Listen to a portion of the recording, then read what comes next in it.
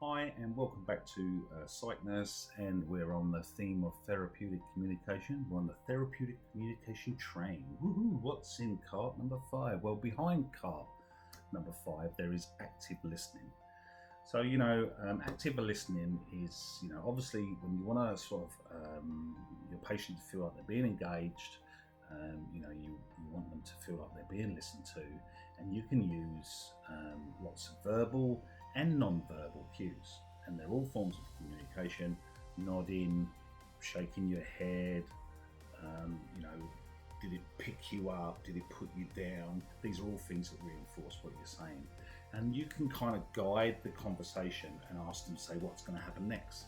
So your patient is going to see that you actually look interested, because often when we talk to people, they might say something to us, and that might trigger an answer that we need, but we can't interrupt them at the time because they're in flow.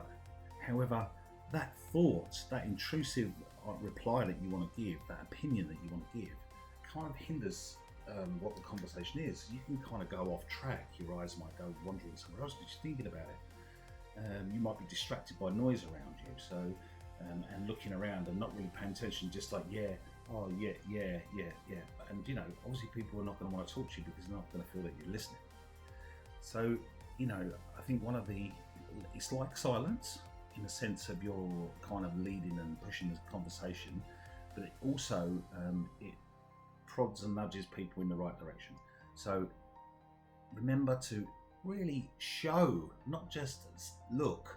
You could be looking glazy-eyed, to show that you're listening, nodding, shaking your head, anything that really sort of shows your patient that you're actually listening to them.